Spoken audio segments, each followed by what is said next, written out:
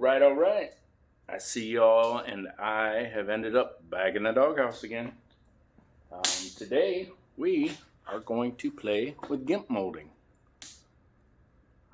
Some people use it, some people don't. I like to use it. Seems to quiet the camper down on the inside.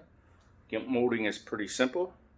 It's some form of material, wound, folded over, and glued to a core material, like a round piece of rubber stock. Some people use hard plastic.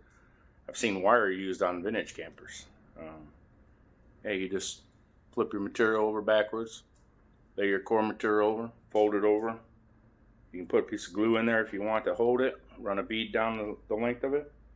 You don't have to use glue. The fold over process and the staple down process gives you a buffer between this panel and whatever surface will be on, butting up to that panel. That way, if you're not perfect, you know, kind of like me, you have a little gap here and there, you don't want to fill it with caulk, fill it with Gimp molding. Simple to use. I see a lot of people have questions about it. Somebody messaged me about it, so we're going to cover it. It's pretty simple. You can see I already put it on this wall.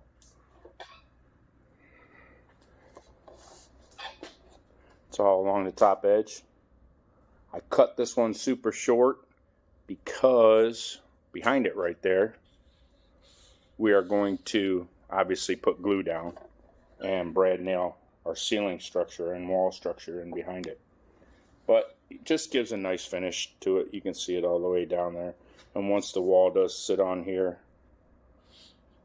you'll see in an upcoming video what I mean. And by the way, how do you like that fancy ash oak? Just kidding. It's Luan. You'd never guess it, would you? Pretty cool looking, huh? Check it out, guys. Like I said before, here's your core material. Here's your vinyl. Can be cloth or whatever you want to use. Lay it in the center. It's so simple. Fold it over. You have your Gimp edge. You then will take whatever wall structure you're going to use, or floor structure, or cabinet, or whatever. You're going to lay it so the Gimp is just protruding over the edge of the wood. Take your staple gun. Bam, bam. Knock a couple staples in there. Keep it pulled tight against the wood.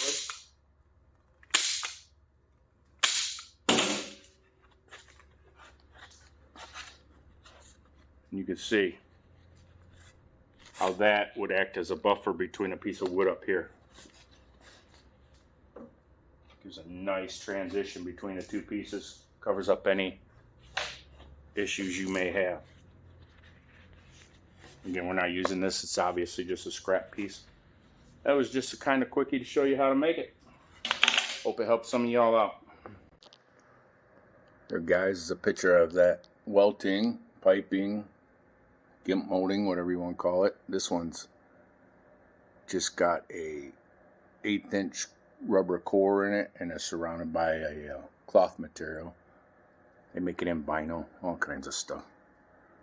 Rubber, rope, you name it. You can see what it does between the two surfaces of the wood there. It looks really good.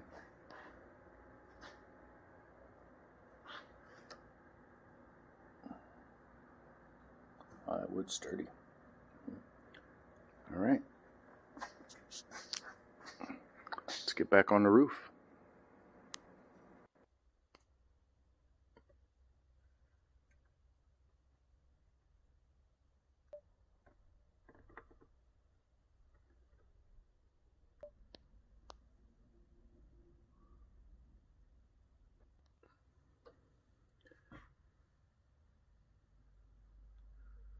You can see that welting there, guys.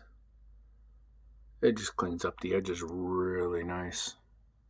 I'll have to tape it off when I finish staining this one. But you get the hint. Any imperfections in your cuts or gaps, it fills. This one here is vinyl.